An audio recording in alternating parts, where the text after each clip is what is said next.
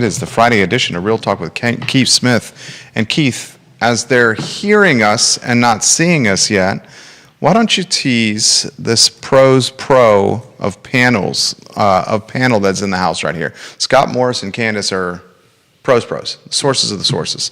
They've been in the game. What is the collective years the three of you guys have been in real estate? How long have you been in real estate? 15. 15? 10. Oh, so I can't do the math. 87 to 26, 39. You asked me the question, but you immediately jumped in because you knew I wasn't going to be able to 39, so 40. I'm going to call you 40, and 25, that's 65 minus 1. There's Singapore math, 64 years right there. 40 in 64. Two oh my God. Our son's school is using Singapore math, and we do this, I think, Scott, I know you do, we do this, we just use the number 10. So the 39, I round to 40, then I subtract the one after, but they're like actually teaching them how to do it. It's just so much simpler.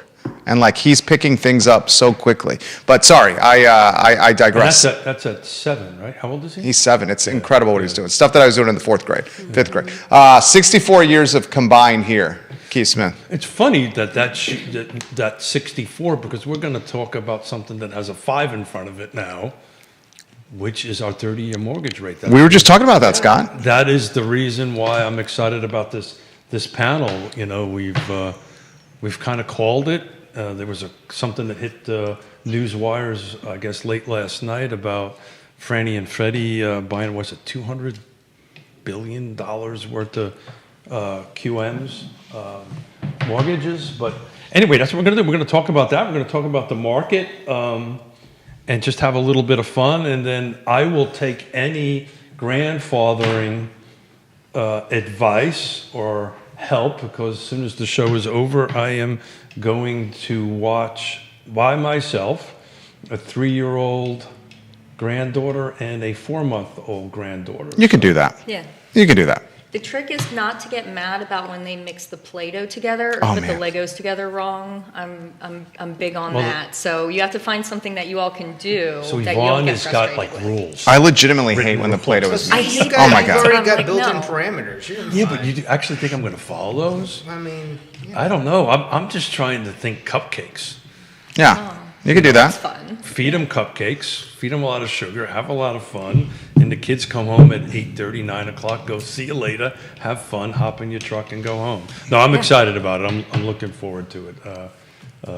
It's a lot of fun. Great time to hang out with them. We're going to rock and roll here. You're going to see a freshly manicured Scott Morris and an always fantastically looking Candace. And Keith Smith is distinguished per usual, my friend. Thank you. I'm in my cast today. I don't know. I like the Batman. Casual. I like the Oh, Batman okay. and Robin suits personally, but we'll go with casual. Sometimes my wife likes those too. That's a Whoa, whoa, R-rated whoa, version. whoa. That's an a later R-rated show. version of Real Talk with Keith Smith. I got yelled at for last Friday for my comment. That We'll was a get bit- rocking and bit rolling racy, here. So Little spandex action, Candace. I was Judah, told to tone it down. we so. can start when you're ready, Judah.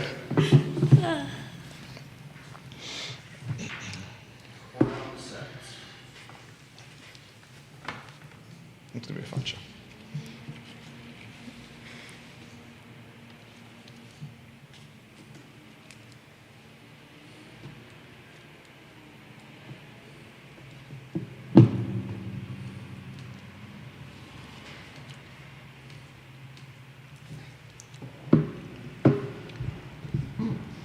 Good Friday morning, guys. My name is Jerry Miller, and thank you kindly for joining us on Real Talk with Keith Smith. It's an absolute pleasure to connect with you guys through the I Love CVille network on a show that's presented by Yes Realty Partners. You can trust the team at Yes Realty Partners. They've been in this game we call real estate for quite some time, and honesty and communication and integrity are just key tenets for the entire outfit over at YRP. Judah Wickhauer is behind the camera. The man is moving mountains. He may not be on camera today, but he is a key component for this network, folks, that is literally, it seems like on a weekly basis, eclipsing metrics and viewership and listenership records, which we're grateful for your support. Judah Wickhauer, if you can, go to the studio camera, and we'll welcome then Keith Smith and then a freshly manicured Scott Morris, who, is his friend over here. I got to compliment him. Is looking He's looking jacked, dude. The guy has been putting some work into the weight room. Word on the street is he's pumping out, 100 pull-ups a day? 150 pull-ups a day? What's the number? Once a week, I'll do like 230 minutes. Is like That's no joke. yeah. And how many without stopping? That's deadlifts. It's like sets of 20, 20, 15, 15, 15, 10. Kind of like a burnout session. Yeah, that's legit. That's super legit. The results are showing over here. Candace always looks great. She's got fantastic style. She's a fantastic human being. She's a great communicator, great mom. Knows how to close deals. Candace, I sincerely mean that. Thank you. My I know pleasure. you do. I greatly appreciate it. Yeah, Thanks. my pleasure. For a And certain fee, he follows you around. Doesn't I he? know. I know, only you, Keith. I know, Like, later, that's later. only for you, my like friend. the Shaft band. Yeah, I just say that. This is the first time I've ever seen Keith Smith in a quarter zip, Yeah. not wearing a suit on a business day. No. I've got a T-shirt underneath there, a quarter zip. It is time to. I didn't know you owned the quarter zip. I think it looks great on you as someone who's a huge fan of the quarter zip. I like it. I like it. It's nice. It's we need it for our big heads to get through, because the thing's a little. Well, the bit beautiful tighter. thing about the quarter zip is as you slide it over your head, it won't mess up your hair. That's true. That's the good thing. It's all about the hair. Yeah. It's been a while since we talked about hair. Yeah. It's been a while. So there you go. Just drop that out there and just sign it. We got real estate agents watching the program. I saw the promotional post you did, which was great. Yeah. So I'm excited about today. Everybody knows Candace. Everybody knows Scott. So we're just going to kind of go past that and just go into the chats for today. We've been talking about for quite some time what will happen if all of a sudden we have a 30-year mortgage rate with a 5 in front of it instead of a 6. It's high up there, 5, almost 6. But from your guys' perspective, real quick, let's just kick off with that. What is that doing to your guys' businesses? What are you seeing in the market? Is this where I go refinance? Is that where I go, Keith Scott? Well, So one of the things you asked that's a me great question. leading up, coming in, you were like, "Hey, let's talk about mortgage applications compared, in relation to the market." And we've seen a huge uptake in applications, but a lot of that is tied to refinance interest. So not all of those people are necessarily purchase related. However, one of the things that we are starting to see is some people who potentially are seeing how much equity that they have when we talk about refinancing, and then what that could convert to if they were to say, all right, well, what if I were to not refinance? Because one of the questions I ask is, do you plan to sell your home in the next 3 to 4 years? Because if the answer to that is yes, then refinancing may not be the best thing Why for is you that? right now. Because there are the closing costs involved with a refinance you're typically going to want to absorb within the first 4 years. When you do a VA IRRL, which is a interest rate reduction refinance loan, or an IRRL, which is a no. There's a guy I know down the street. No, yeah, there's a couple guys. When there's no debt to income involved, it's not a credit qualifying event. So it's a streamlined process. They have to recruit. Whoa, slow down. Explain Yeah, that. Explain that a little slower. So there's no appraisal. old guys. There's no appraisal, and your income. It's a non-income qualifying product. So, and it's only available to veterans, and they have to recruit. What about the rate? The rate is they have to be 0.5% or better in rate, and it has to be 210 days from the. I think it's 210 days from the closing of the last loan. Got it. VA loan. VA loan. Got it. And they have to recoup those costs, the closing costs, title, anything, any discount points, anything associated, any lender fees within the first 36 months of the loan. Those are all qualifying events for the product. But at the same time, it is a fantastic product for somebody who's looking to quickly lower the rate with little work involved on their end. So. I got a question for you. This is just a businessman here. The refinance business as opposed to the initial loan origination business, can you put in perspective margins for folks in your business? So the margins are typically going to be thinner on The refi? The refi. Okay. I mean, you're staying competitive. Even if there is a relationship there, you're trying to do the best thing for the client, and you're also in competition with your existing servicer and the thousands of other online. Like they've been receiving things since closing that they could get the rate to 4%, whether however whatever, I've had in the last 3 or 4 months, I've had people who are like, hey, I got this thing in the mail and I started doing it. Can you take a look at this? And they're getting to 4.99, but they're being charged like $30,000 in fees. I'm like, well, your new loan amount is $15,000 higher than when you purchased the house. So are you comfortable with that? It's like, I can do this for you too. I don't think it's a good idea. I was going to say, I want you to talk about that because my style, right? I always like to give 3 recommendations for people. Then here's 3 different, companies I recommend. Talk to them, feel it out, see what fits you, what the product is, and its contractors or lenders or inspectors or whatever the case may be. So people often ask, why shouldn't I go to a Quicken Loan, or I don't know if we're allowed to say titles, but why should I not go to I know, disregard the statement. Let's call it online. So, why should I not go? I get these ads from these big box It's a great banks, question, and I by get the way. these marketing things and all these, prompts, because you go on one time and look at interest or refi or rates, and now you get bombarded with all this detail and all these really attractive offers and options. So I know what I tell people. They're attractive what would you like to because tell they're people? advertised rates. Right. Like they are. And it actually says it in the fine print. 100%. But no one reads the fine print. Never. Yeah. Right. My wife said, literally, we had the conversation this week. Did you see this? I'm like, honey, did you see this right here? Yeah. It's like when people, and when you get the mailers that come in that are titled from the name of the bank that you originated with, and then I get these screenshots like, hey, what is this? I'm like, go to the bottom. You see where it says not affiliated with lender, like in the smaller than the small, in the braille at the bottom. Yeah. That's what that is. But to answer the question, what makes the difference? Well, there's a ton of fees generally associated with those online lenders. They have no relationship with That's what matters. the client or the referral partner. So as soon as if were to go awry, they just stop answering the phone. They've got no incentive to compete. And also along those same lines,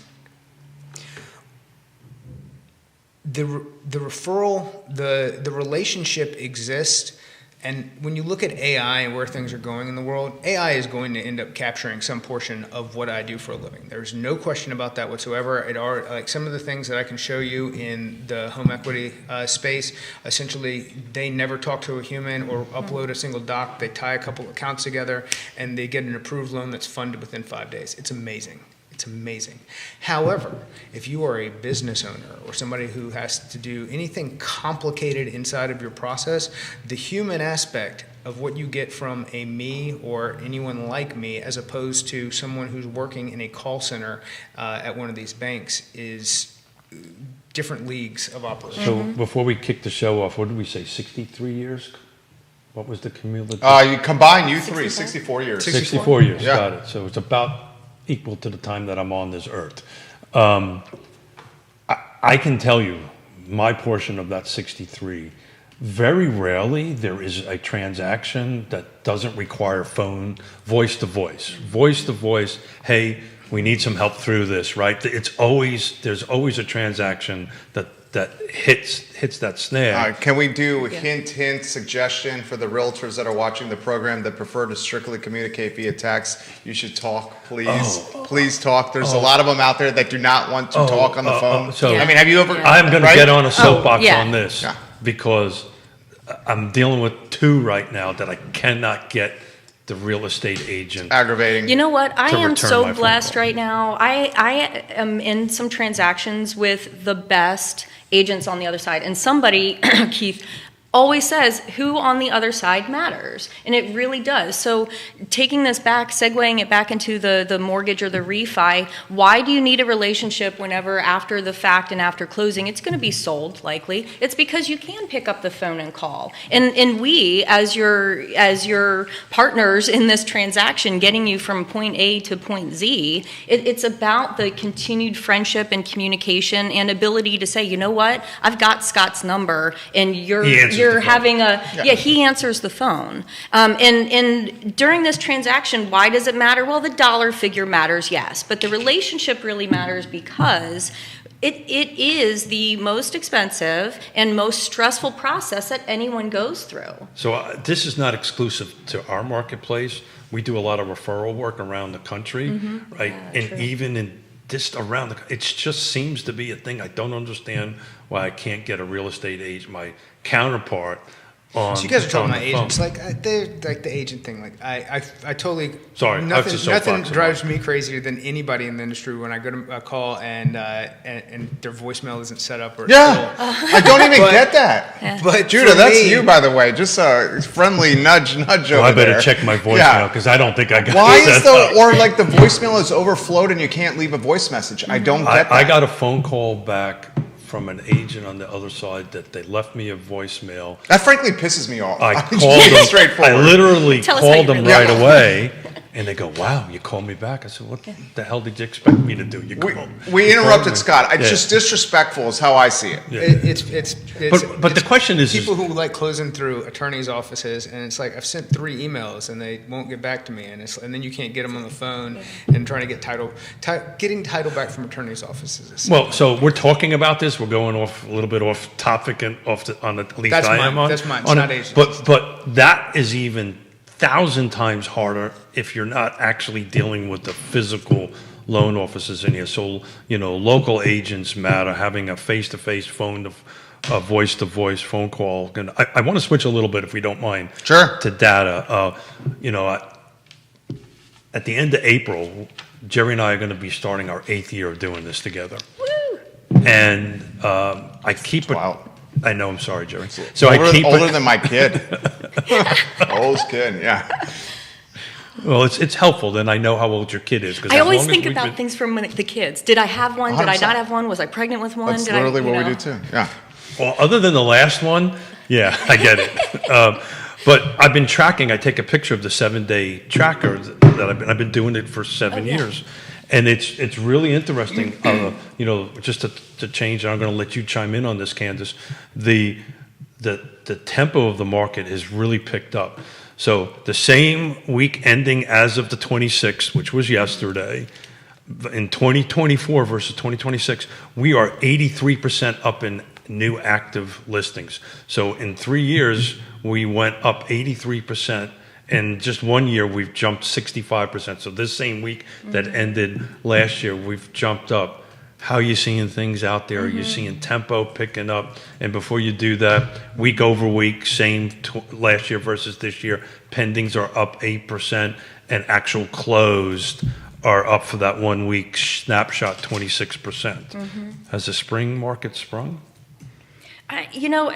Obviously, as a full-service certified professional, and I do the coaching with the Buffini and with YRP, and the data, the information, the statistics, the 75-year tracking history that we have for real estate transactions and mortgages and everything, all of this information really, it's not news to me. So the way I see the market is it's panning out the way I had anticipated it to because of my information, education, and research leading up to now. What that means for the public, rates are great, but you know what? Rates and transactions sold and everything increased in December. That's before they hit the 5 range. That's the point I'm 5.8 trying to make. We haven't really got into Yeah. 5% yet. No, but we haven't. And so everybody got beat up. We've been beat up for 5 years now in all aspects, in feeling out this world and this market and lifestyles, job transitions. Groceries, The thing, oh gas, my God. taxes. Yeah. Yeah. But like Keith I said, just- It's gone down, but I just filled up. it's like yesterday. 280 now. oh yeah, I I'm got so two- good. Don't jinx Yeah, it, Jerry. right. Come Unless on. it goes down Don't- more. If you go to Costco. I know. I'm surprised it's not less than that, 5 but But something. she's making a point. It's like we've lived a life of 1,000 cuts over the 36 months. So for the macro news cycle to now say 5 handle on the rates, it's not just going to be a light switch with inventory flooding the market. That's what you're saying. Yes, and this segues into the new construction as well. However, the jobs, the municipalities and their zoning and allowances, the ability for people to actually, a lot of the stuff, the reason it takes 8,000 years to get anything approved is because there's so many requests and not enough people to do the work to see it through, right? So, and we see this with all aspects of construction, from building, land, wells and septics, pavers, all of these wonderful reasons why home ownership and sales make up, is it 13% of the U.S. economy? Because of the number of jobs and people we keep throughout all of this transaction. So, I mean, this is a major part of everybody's life, and it has not been dormant. We've just been, the public, the buyers, the sellers, they've just been on this roller coasters, and as the professionals, our job is to give tangible information, references, resources, stay calm. It's all good. I love, again, the friends like Pivot with Ross and the couch and the sterile pivot. We have had to do that so many times. We are accustomed to that, we being the professionals within the industry.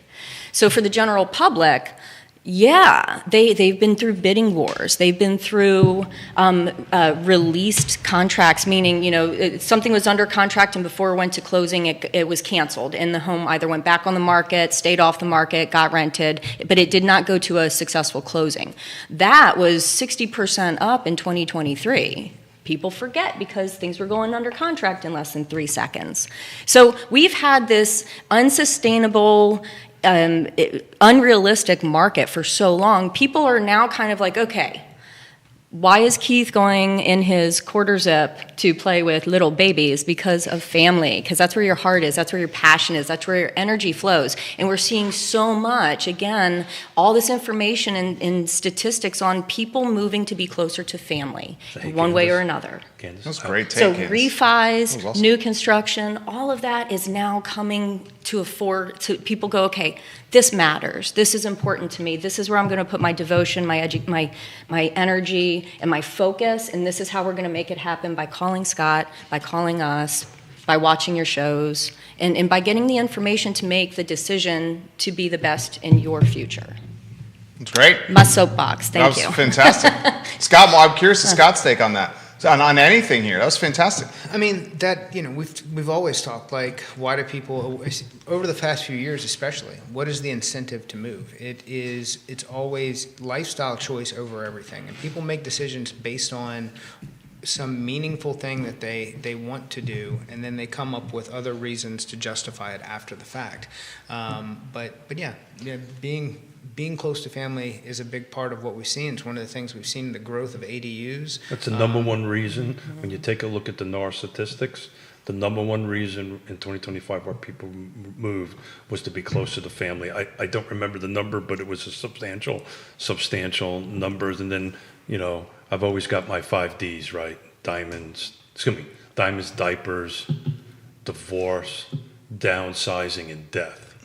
Right, so those are always reasons. But we've been talking about this for a while because we've been asked the question all the time: is all of a sudden with a 5 handle and it's super high up, all of a sudden is everything going to break loose? No, we're up 83%. So 2024 for a 1 week snapshot, we were at 65 new. We're now at 119 as of last night on it. Are you thinking that number is going to tell me what your crystal ball is telling you going through the rest of 2026, assuming we stay with a 5 handle? So I think, especially when we're looking week over week, we're going to go through, I've talked to a ton of agents there's been a big amount of delay in properties coming to market due to the weather that we just went through. Agreed. So that, I think we get, like everything else, ebbs and flows. We see some spikes here for probably the next 3 weeks. We see things settle in a little bit. Then we see as we get it more into the spring of spring, I walked outside, I got stuff that's popping up in my flower beds. So along with that, you're going to see, how people want those listings to look in photos. You're going to get a second round in May. So Yes, you're 100% right. But I've been tracking week over week for a reason. I want to take a look at what the absorption rate has been. So that's what's came on active and what went pending. But I will say, if we get if rates continue to drop like today, which I thought was interesting, we got some hot CPI numbers. So inflation came in at 3.6 versus the 3% projected. But we saw a continued fall in the U.S. 10-year. Now, what will happen is I'll say that right now, and then at 2 p.m. everything will shift, and I'll be like, well, Scott said, and. because that's what always happens. I'll post it on Facebook, and 30 minutes How does later. that go? That's the universe typing. I thought it was like this, But- but okay. We'll continue to see, if we continue to see a downward trend in rates, which foreseeably we should, to probably the upper fives, 5.75 and above, we'll continue to see more people who couldn't qualify, who can qualify, who are then, and also some pent-up demand well, is this the time for me to go ahead and try to buy a house, from people who've been iced out of the market for the last 3 to 5 years, 3 years, to come in and enter in, and that gives some opportunity to come after some of this inventory. So real estate, I've said it numerous 100 million times, right location, right price, right features, right condition, right timing. I think what's happening here is we've got a timing thing that's hitting it perfectly, right? One is the interest rates are below 6. Look, mathematically, 5.98 versus 6.1 isn't a huge difference, right? But it's a psychological thing. It's that on it. One, you got your flowers popping out. God, thank God the snow is gone. Now that to your interest rate, now that I just said that, we'll probably get snow this weekend, right? And people are just done, to Candace's point, right? They've either been rate locked in their home for so long and they want to move, but I think this perfect timing is about ready to come in. It's not just the one thing. It's just not the 5.8 or 5.7. Yeah. This is the rest of the pieces of the puzzle coming together at the right time. And this is why, for many reasons, I've never been this excited about being in real estate, because of that, plus the level of professionalism, I think, is One of the greatly things too, I think the it's level of professionalism has increased because you've seen a number of people who could not Yeah. go away, and the professionals are largely what's left in the room. Well, I know statistically speaking, there's nationally, not locally, I won't speak on local stuff, but nationally, it's a 14% decrease in realtors assumed this year. Now, ours is different than that. I don't know how much I can talk about that. But realistically, the professionals who've Well, I made think it the real through, number to talk about, and I don't have the data with us, Candace, is how many are doing deals, right? Oh, yes. That- Jonah that's- talks about that that's- too. that's- That's incredible. That pool is shrinking. Yeah. So there may be a lot of agents, but who's actually doing transactions, and actually who's doing transactions at a level to come close to what the area median income is. Well, there's, Right. That pool is the rather small. changes in the contract too. So we've got Yeah. a lot of changes. Yeah. Typically every year, 4 times a year, they change something because that's what Just they're because there to that's do. what they want to do. Yeah, it's like the dentist. Oh, we have to do poke here, and no, thank you. But so there's a lot of changes. There's a lot of opportunity for the pros to be pros, and I think that will also add to the investment in people who think that real estate is just something to fly by and like have fun with, to actually leave it to those who have dedicated their efforts for their clients in their career and understanding all this. I did want to ask, and I don't know if this is segueing in a different direction because I know we have the statistics and things, but whenever people, like I find, and this ties into what Keith was saying too. So right now I'm seeing, again, the slow shift, not just the light switch happened and now out of the blue, out of nowhere, people came running. This has been a slow, steady churning kind of under the surface. And now, when someone is thinking, you know what, I think I do need to sell my house. I've waited it out a few years. Now I can actually find something where I want to go that I can afford, and the rates are good. My house is actually worth enough for me to buy something else, and I'm not going to be underwater. And they're making the calls to get inspections done, or to call and get preemptive information about refinancing, or about where they can move next and what they can do. Can they sell, can they buy a home or buy a property without selling first? And then new construction, tying this into that kind of play, there are so many local opportunities with builders. We did at our Women's Council of Realtors had an event. It was builder speed dating. It was really fun. So we had Builder 9 speed different, dating. I like that. it was awesome. So still not enough time to talk to everybody, but it was a great segue into getting contact information and details about all of the areas around our community and the different builders. And I'd say the big box builders are what they are, and they serve a need. The ones that are really building a lot of product are all semi-custom, because they understand and they see the need and value of somebody that either, wants to have their own land built on or wants to look for land to build on. So getting people involved in the process.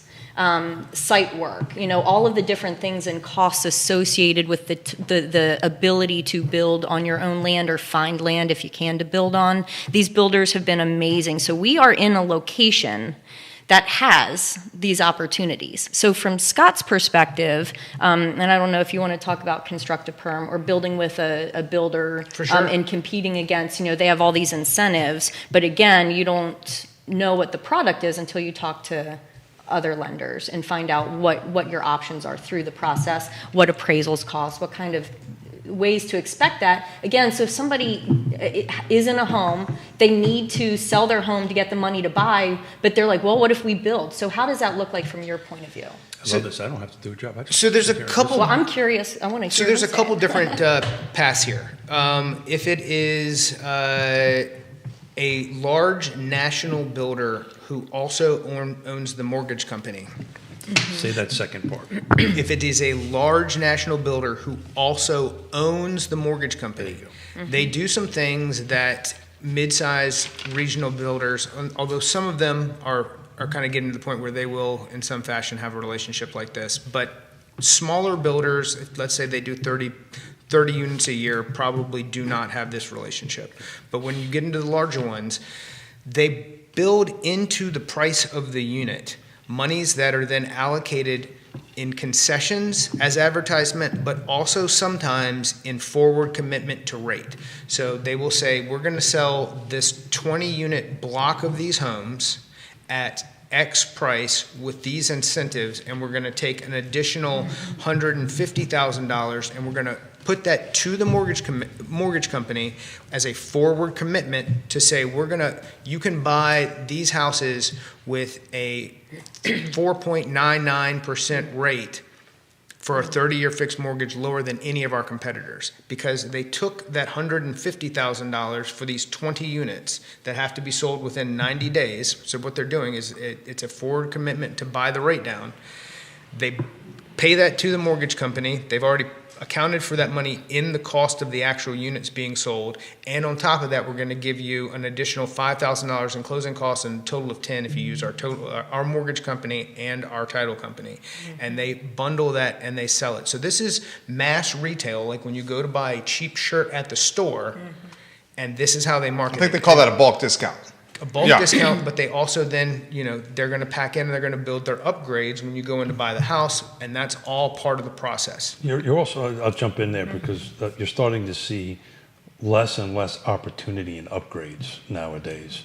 They're, depending on the builder, It's like depending on GM, to where you could build a car and with 1,000 different things, has gone to the Honda model of you can get Two an things. LX. That's exactly what it is. The other thing most people also don't know, and I'll just throw this out there, they have baked in the buyer broker fee in it, right? So if you don't have representation, that's still in the price. But anyway, I'll let you finish your train of thought. So then when you get into your smaller builders who say share a relationship with someone like me and go, hey, if you use our guy, our preferred lender, they're going to give you this much in closing cost assistance. And sometimes they'll protect that relationship in the contract to say it's only if you use that lender. There's no other way to get that. And it's almost impossible for you to compete against something like that. It becomes possible when you get into the smaller relationships because, especially depending on where the market is and how long they've had the property on. At a certain point, if they go, look, we've come with our guy, we trust him, we're doing this, and we're willing to forego the builder incentive in order to do this, which people will sometimes do. But at the same time, it's about knowing all of your options and seeing what's competitive. And the other thing, if you're someone who is buying a house who is listening to this, do not go to any of these builders. Some of them, the sales rep still operates under a little bit of an ethics policy to where they will go, they will ask, do you have a realtor? Oh, yeah. And if you do, they'll say, hey, well, can we get them involved in this? Some of them do not operate from the same ethics policy, and they will write a contract and eliminate the realtor while you're sitting there in front of them, and then you'll you're have still paying questions. for it. And then Yeah, you'll have it's still questions accounted through for. the process, and the realtor will go, I'm not unless you're willing to pay for my services, I can't represent you in this. And now you have left yourself without You're in a pickle. anyone Yeah. who's going to protect you in the process as you go through this. Well, a big that's a deal. matter of, It's a big deal. There's a, just to caveat this, Yeah. and we can continue. There's a lot of those builders that are watching the Yeah, show right now. and Okay, and that's a lot of, okay, yeah, and a lot of the real estate agents as well. That's fine. Yeah, yeah. I didn't say that they were. No. I said it What are the doesn't have to caveat do then? with the builder themselves. It is the specific sales rep that is sitting there at the table. well, I can tell you because I'm pretty sure I know who you're looking at over there. Everybody on there will do There's it. 9 of them that I counted, Yeah, and I well- just did a quick count. And they will go ahead and say, are you represented by a real estate agent? It's also our job as real estate agents to make sure our client 100%. But at the knows same to time, go ahead and do in that. the world that we live in today, everything is a click away. Yeah. And for the same thing that the buyer broker agreement protects you from them clicking on Realtor.com or Zillow or one of them, and then another agent getting involved, and then you going, no, I have this. It's just a level of protection, and it's something that you would hope that everyone does. Yeah, because at the end of the day, the builder has it baked in, and they're going to protect you. I want to pivot a little bit on this because get back to more Candace's question, because I actually have 3 clients that I'm talking to that are custom builds or semi-custom builds, and we're trying to find them a lot, which is an extremely difficult thing to do, Yes. and try to pull it together. So from that perspective, tell me how I'm supposed to walk this through with you. So I've got a buyer that we're talking to a couple of builders. We're looking at a couple of different lots. We're trying to tie the package together so they can purchase the lot and do the build. What's my next step So with you? we haven't actually purchased anything at this point? We haven't purchased anything Okay. at this point. Two ways. One of which is, are we going to be buying the land separately from the builder? And do we have plans and total cost from the builder? Let's say yes at this point. Okay. Let's say we are going to be buying the land independently of the thing. These buyers particularly have cash. I just can't find them something to buy, but they have cash to Okay, acquire. so let's say that. they go buy the land, they own the land outright now. We would then use the land as 10% equity to cover the down payment for the total cost of the build. So let's say they wanted to do $1 million build and they had a $100,000 piece of property.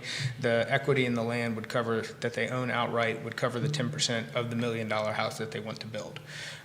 We would then set it up and close under normal financing, and it would be paid out in a 5-draw schedule as they progress with the builder. They would get a lump sum at closing. They would get foundation, framing, drywall, and a final. So when you say that, I know people will have these questions. So, okay, we go to closing. What percentage or what down payment, besides the collateral of the land, the 10%, what is due at settlement? How often are the draws done and who is signing off on them? And what is the process? Are they paying, and I know some of these answers, I just want to put it out there. Are doing they a good paying job on for a the talk show. entire, Yeah. are they paying on the entire end construction price? Are they paying on their draws? So they- Give an idea of what those costs actually look like and how many appraisals are done? It's better than I could do right So there. you're typically I going can to go have take care of Common grandkids. Very good. You're going to have typically 2 appraisals done. There is going to be a subject to in the very beginning, going, okay, we assume that subject to all of this work being complete, this is the value. And that's what we would base the value of the entire loan structure off of. And that's in the out of beginning. out of pocket upfront cost to have that initial appraisal to say, yes, Correct. we You're think this land probably- will do the end value of what you want to have, and we think that in the end picture, this will price out. Absolutely. You're probably a total upfront cost of somewhere around $750 to $1,000. Cool. Assuming, and they're going to go out, they're going to look at the land, they're going to walk around all of that, they're going to look at the plans, and they're they're going to go through all the plans and what the building is supposed to be like on the property with the driveway and all the things and the well, and once it's complete, and generate that value. Now, assuming that you didn't own the land, but this was all being sold to you, it's one project from the builder, you would bring that initial 10% as a down payment and then your closing costs to the purchase at that point. And then that 10%, that loan amount would grow as each draw is issued. So you'd start out with a small payment that would eventually escalate to the lump sum of the total monies being in the pool. Then you have a full mortgage payment, and then that would convert to a fixed 30-year loan at the end on closing. And I want to also help people understand too, and this is what in the builder speed dating, it was so much fun. Thank you, Women's Council, for putting that on, and all the builders and all the sponsors and everybody. However, the site work. So people get all excited. We see the pretty plans. We found the land. We met the builder. We're getting this. Yay. How do they do that? The site work. Oh my God. Yay. Right. So everybody's all excited. And then on the back end, we're all hustling and figuring all this out and making sure timing's right, as well as obviously the builder. So they find the land. They get everything started. Now we got to go through zoning and approvals and make sure that what you want to do is actually going to be approved and able to be done for your end result. But the earth actually has to be modified. So whenever Scott's talking about draws, what that means is, okay, here's your total cost that the developer, builder, all of that is going to need to get you your end result, your finished product. This is what the loan is going to be for. Now, a portion of that, say 30 to 40,000, is just going to be like getting a road big enough in to get to the site of the house, right? Utilities. Now, there could be rocks and hills and valleys and creeks and all kind of stuff. We know this area. To deal with, right? So that cost could be varied. So the draws up front are your development just to get the earth ready to do what you want to do to it. Then the next set of draws, and those could be multiple contractors. You have to have utilities. Is there going to be enough water? Is it a well and septic? Is it an alternative septic? Where is the septic field? Well, these places, guess what? Remember that whole thing I said earlier about people being overworked, and it might take 9 weeks just to get a well So what we're driller saying is, what out kind of there. flexibility do we have Yeah, in the and loan as product interest rates for are flexing, and there's over- so many steps of the process. we get hit with a surprise? Power bill. Maybe the driveway, the temporary drive that was put in can't support your drywall truck when it comes in. You get a Have you $2,000 tow bill attached to That sounds a little personal, like it's happened before. I just happened to be talking to a builder who was venting about something yesterday. So. Comments coming in, and guys. I seem to remember paying you once to pull a truck out. But anyway, I mean, when I work for you, my motto was No, that's what his pull-ups have been for, to pull the truck out. That's right. no, he used to work for me. So I did, and my motto was, "It looks so nice because I did it twice." Scott, I think you've used that one before. That still makes me chuckle. Monica Gibson's watching the program. She says, I absolutely love all this information. You can speak to the quality of this builder. He's in your neck of the woods. DJ Morberly is watching the program right now.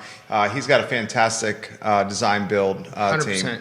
And I love following his content on social media Inspired as well. Homes does a great job. They do an amazing job. They've got a couple properties right now, some specs that they've listed.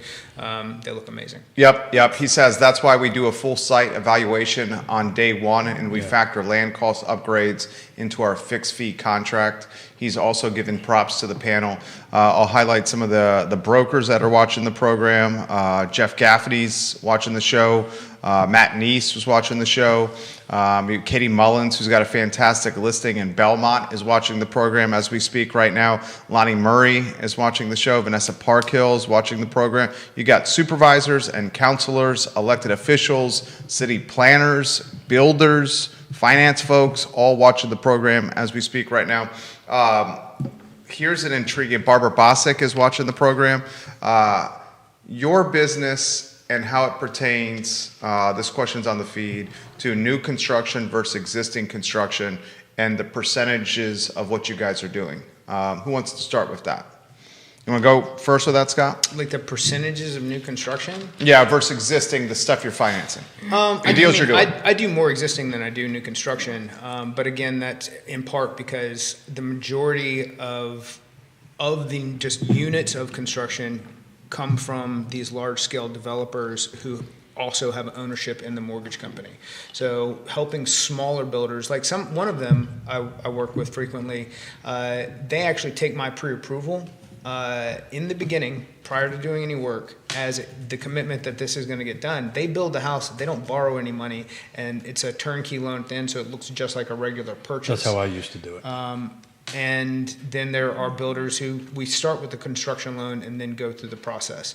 But just as overall, I would say 10% of what I do is some form of new construction in comparison to 90% of existing homes. Me personally. Now, you get people who are, say, with a lender who is directly tied to a builder, they probably, it could be inverse, where they do 90% of what they do is new construction and 10% is existing homes. You want to tackle this, Candace? Yeah, sure. Always. So it's interesting. I think your stats were saying, and maybe I read this wrong, that this, in a 1-year projected forecast for 2026, there's going to be over 3,000 homes built. Was that it? 33, 48? So I was going to go into that a little bit Yeah. later, but I'll jump into it now. So I've been tracking, and this is my projection. This is Keith Smith's projection, that I think we're going to grow somewhere between 10 to 15%. But I was going to throw this question out. But the median sales price has gone down 1%. That's what I wanted to throw out to you guys and see what's going on. Now that's just a snapshot of the first 2 months versus the end of 2025. We have lost on the average about 1.5%. Now keep in mind, this is a 2-month snapshot versus a 12-month snapshot, so those numbers could change, and we're starting the beginning of the year, and we're about 1% down on the median. I've always said as long as inventory is increasing, you're going to see average and median start kind of stabilizing in a little bit. Are you guys seeing that in the field? Well, that's Are you seeing prices stabilizing? Well, I had a conversation with someone yesterday, actually, looking for a home in the city, and like, oh, can I find anything? Yes, you can. Like there's 119. Yeah, In the Charlottesville City listings specific. are improving. Yeah, so I mean, there are incredible opportunities right now. Again, as we spoke earlier, the rumblings have already been going on for a while. Now that this perfect timing is just kind of occurring, and the motivation of buyers and the motivation of people ready to sell has kind of come together. So I really love having increased inventory, more months of opportunity, and that's where this new construction is also coming along so well. And people, I believe, like over, especially Waynesboro, Fishersville, Greene County, Fluvanna, there are so many opportunities, even, South 29. There are so many opportunities right now for new construction and for people to do what they want to do. But I'm seeing also a lot of people, there are specific needs. So some communities, new construction is deader than a doornail, not moving. People, you can't pay people to come through a new construction property. And then other communities and other areas are just bursting. So I think people wanting a little bit more of a custom product, as the builder speed dating thing showed with a lot of their communication, and willingness to be semi-custom. And then with new construction, I know I did a fabulous build with a wonderful, very intelligent, knows what he knew what he wanted, he knew exactly what he liked and all that. And still, I had the opportunity to represent him because they do deserve, all people deserve somebody to look after their needs. And I had a great ability to work with the builders agent on the other side. Yeah, so it was a fantastic thing, and that fits a need. But there are a lot of people too that are really looking for something, like Keith said, there's a lot of land opportunities, and the smaller builders are now getting 4 or 5 division rights out of parcels, and they're now coming to fruition and getting wells dug. You're gonna see the smaller developers. Yeah, I think last year a lot of moving developers into and that. smaller builders have been preparing. And again, now the buyers are ready, sellers are ready. Because while you guys were talking, I actually did some math and did some research on this question of new construction versus existing. So year to date, from January 1 to today, sold and pending, so I'm just counting stuff in pending that is under contract, there's 434 units. Out of that 434, 120 of them are new construction. So if I did my math right, and Jerry will check me, that's roughly 28%. So it's over a quarter, almost a third, that's Keith's math, of the 434 new construction. That answers your question. That answers your question that new construction is picking up.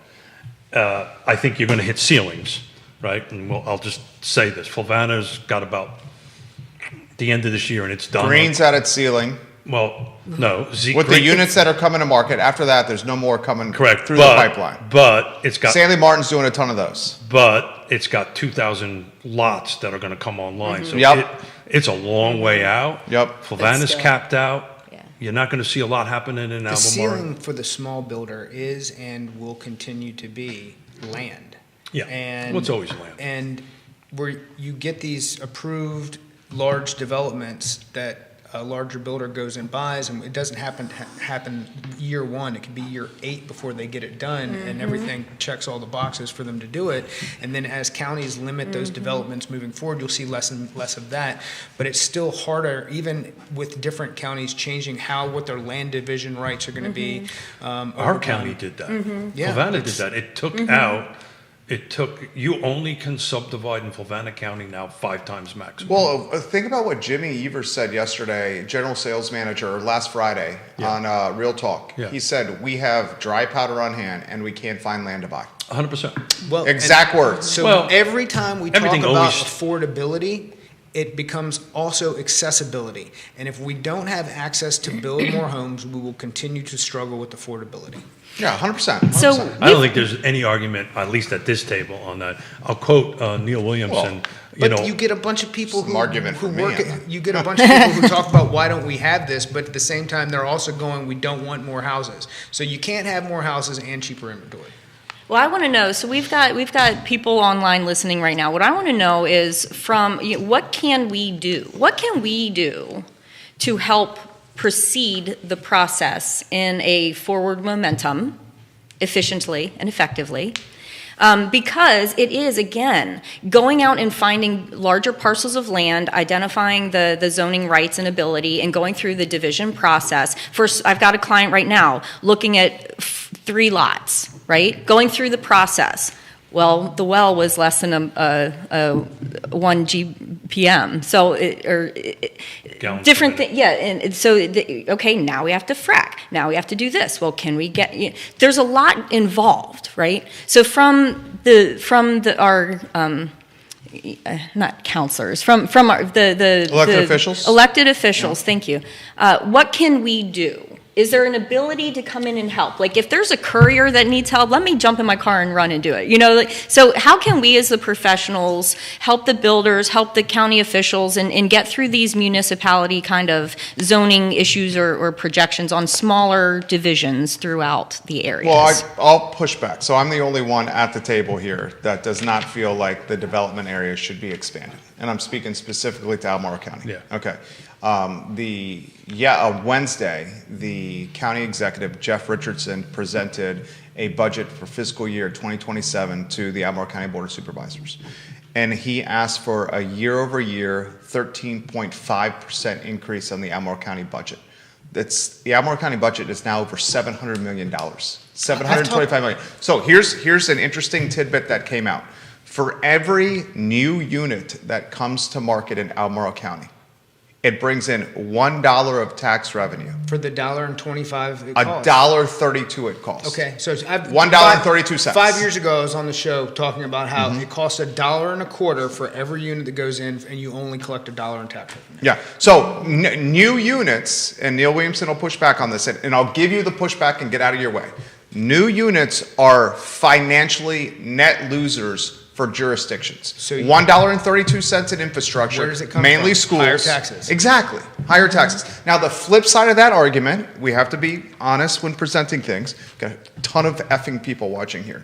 The flip side of that argument is if you want to have a diverse community that's not just homogenous and wealthy like Albemarle County is, you have to create new housing. And I want our 2 sons, my wife and I's 2 kids, to live in a diverse community. And the only way that's going to happen is if we have more doors and more roofs out there. But we should emphasize that every new unit that comes to market is a net loser financially for the jurisdiction, which means the jurisdiction is going to have raised taxes on its people, which means it's going to gentrify the county one way or the other. Here's where my, so I grew up doing building and construction and then restaurants for 13 years. The small business owner and the commercial opportunity to have jobs, income, gas stations, convenience stores, opportunity for people to make more money and have jobs and conveniences. Why do I want to live out in Earlysville? Is that where you live? No, Okay. but I'm just saying, a small gas station, that's a mom and pop gas station in the middle of Dyke, let's say, and they want to sell, a bit larger company wants to buy and improve it and make it larger and have more, food options and coffee and bring in more revenue, create more jobs, and then they're turned down. They're not allowed to do it. So these different things, the commercial, and this is where I really like that Louisa, 15, 20 years ago did it, and unfortunately Fluvanna didn't. That's why at Zion's you see the difference. 40 years ago. But okay, it's like yesterday, Keith. But infrastructure, roads, maintenance, that's what our taxes are for. And yeah, maybe the residential side doesn't work, but how about we have more infrastructure and growth in residential, and we also have to correlate that to the commercial and the conveniences. Because if I can work from home, but I've got to go in to the office 2 or 3 days a week, fine, I can live out further. However, do I have internet? Do I have water and sewer? Do I have a gas station close by or some kind of, coffee shop whenever I want to meet somebody or take the kids because they're driving me crazy and we want to go get a snack? So having the conveniences of life at a readily available pace when you are expanding into further rural areas, the commercial tax growth and base, employment opportunities, and all around betterment of that gentrified, community, diverse community. I think that's where we're missing the mark. And okay, build 300 houses, but where are they going to get gas? Where are they going to get groceries? Where's the CVS? Thanks for dropping this at. No, keep going. Because we're on point here. Keep I'm going. going to have a bunch of pushback on that. But this is about you two guys, so I'll let you chime in. Before you do that, what we're going to do, you and I'm going to get two pro-housing and from your perspective, and we're going to have a debate on the show about this, because there's a lot of stats that you're not So there's a catching. caveat to that, and Yeah. it is this, and it is people operate from a point of convenience. And what ends up happening is developers who try to push retail into these developments in a more rural area end up having to shrink the commercial space because the actual overall need and usage ends up in empty space, because the people who live in this area and work in this area grocery shop and get gas outside of work, Well, and then they Fluvanna County come would home. be the exact example of that. It's a good example of it. 80 But it's like- not just there. I see it in other areas as well. And the retail space that you want for convenience doesn't get used, and you see those businesses turn over and fail over and over again because they don't get enough community participation. And you get, and a great example is look at the deterioration of what has happened in the town of Fork Union in the last 40 years. It is Because nobody wants to live there. No, it's not that. That's not it. Scott's point is because saying the that people are people who- working in Charlottesville and doing their shopping there and bringing their groceries to Fork Union. That's what he's saying. But they also, well, Ruckersville And that's was- actually was- that's 100% true. But 40 years ago, Ruckersville was a 2-lane road, and it was so far out of town, nobody wanted to go there. Forest Lakes was out in the middle of nowhere. Why would anybody want to live expansion there? happened. So there's a phenomenon It'll about how continue to expansion happen. happens north. And not just here, Lynchburg, Roanoke, all of it, like Culpeper. When you look at the 29 corridor, the expansion typically happens to the north. So the south side end of town, unless you're going to go to Dr. Ho's, praise be, there's I love the fact Their that ranch is that's so so literally good. just there Yeah, this yesterday. whole panel likes Dr. It's, Ho's. there's like just, drinking. it's just not, it's not the same. So you don't see the same type of growth on that end of town as you see towards Ruckersville. And there, whether that be just phenomena or the intersection of 33 and how they've put so many developments out there in those areas that are now feeding that. But it has continued to be, even though it's on a smaller scale, a more successful commercial space than you've seen in other areas due to the traffic that it gets because of its location. So, man, I got all kinds of stuff I want to pick apart on this stuff, and we're at 11:18. Statistically, it's incorrect, and we're going to come back with the stats on the show. I'm just relaying what the top county executive in Albemarle County presented to elected officials on the record on Wednesday. And I can tell you for 40 years I've had debates with them, and they only look at it very narrowly. They do not look at the induced. The man who determines the budget is presenting this to the elected officials who really determine the budget. But that's in line with what I've been saying know what all for that years on the show. includes. 100%. That's in line with what Chris Fairchild says on the show. $1 and too. $1 and Yeah. a quarter have been. Now it's $1.32 now. Yeah. And some of the things that are raising the. I mean, that's only because the dollar's worth that much less. And also because of unionization of teachers and staff and all that. But, Keith and I, one of the few things we disagree is on this. And one of the reasons is kind of sticks in my craw is because in a lot of ways, and this may be you as well, my wife and I are paying twice for education. We're paying the county, and then we're paying a private school tuition. How much is your public school decreasing in students in Albemarle County? Weldon Cooper suggests that public schools in the area, enrollment's going to drop fairly dramatically. And Albemarle County is going on the record at school board saying, give us $250 million for a high school in the Forest Lakes Holly Mead area. Yeah, they're down about. That make sense. They're down about 2% since our county, Fluvanna County's down 8%. And don't get me started on the SOL scores. Why don't we go into Nelson County giant is shopping down center and use the 15%.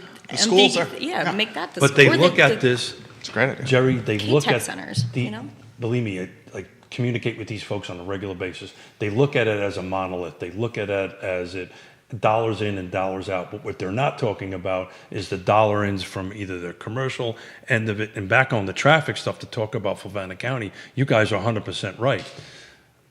80% of Fluvanna County, 90% of Fluvanna County was built prior to 2016. The volume, it got built out. It's only built a few hundred homes, and I was looking up for the stats. I actually been preparing for a show for this. I just don't have it in front of me. Over the last 4 to 6 years, there's been a very small percentage of the growth, but the traffic's increased. Why is that? They're coming from Buckingham, they're coming from Fork Union, driving through Fluvanna County to either go shopping and or go into Charlottesville. That's why the traffic is picking up. Not because of the growth in Fluvanna County, it's because of the growth around it. But this is a whole show unto itself. I wanted to give these guys an opportunity to talk a little bit about it, but I think it's time for us to do one of our fun shows where we push back a little bit. I'll take one side and you take the other. Again, you got to wear the Batman. In my opinion, it is extremely disingenuous from the elected officials to use that math. Well, this isn't the elected official. This is the county executive. So also, he's not the one that votes on the budget. It's the Board of Supervisors that does that. Our county, Fluvanna County budget is like through the roof. Same exact reason, same stuff. But we're only at 10 to 12% of commercial. Albemarle County is closer to 20-something% of commercial. Albemarle County is at 11%. Albemarle County is trying to get to 17% commercial. Emily Kilroy is the Economic Development Director, and she wants to raise taxes collected from commercial from 11 to 17. Fluvanna County is like 8%. No, I just looked at it the other day. We're up to it because we got a couple other things coming on. No, trust me, I looked at the numbers. It's close to 11. So For fiscal year 2026? No, this is projected. Yeah, so fiscal year 2026 is 8% commercial and 92% tied to residential rooftops. I've said this all along. I am paying on my house in Fluvanna County the same amount of cash in taxes if I was to live in Glenmore. That's just not right. But that's a whole different topic, a whole different conversation for it. I've wanted to give everybody an opportunity to chime in, but I really want to talk about that at a future show. Fantastic show. Viewers and listeners, we didn't get to comments from Lonnie Murray, who is in the game. He's the planning commissioner. We didn't get to comments from James. We didn't get to comments from a bunch of brokers here, someone in finance, one of the builders, a prospective buyer here. On your feed, you may want to follow up with Sarah Williams, who's talking about first-time home buyer loans and or somebody that's trying to get a house, Scott. This is an hour and 10 minutes straight without stopping. Shout out to Lonnie. He's a pretty awesome marathon runner. So track him every once in a while. He's a pretty awesome guy, and he does a lot of work on Albemarle County Planning Commission. So little hats off to him. How about closing thoughts for Scott and Candace? Anywhere you want to go, Scott Morris? Just that we are in a much different rate environment than we've been in for the last 3 years. Essentially, we're at the lowest point that we've been since September of 2022, which is very opportunistic for people who have been feeling like they couldn't get into the market because of rates. Now, at the same time, I got somebody I was on the phone with yesterday who is in the mid sixes who said, you know what? I'm not ready to refinance yet. Let me know when we get to 4. I said, okay, bud. Well, we're just gonna. Hey, did you say we're just gonna need another COVID? Is that what you told him? Is that another pandemic?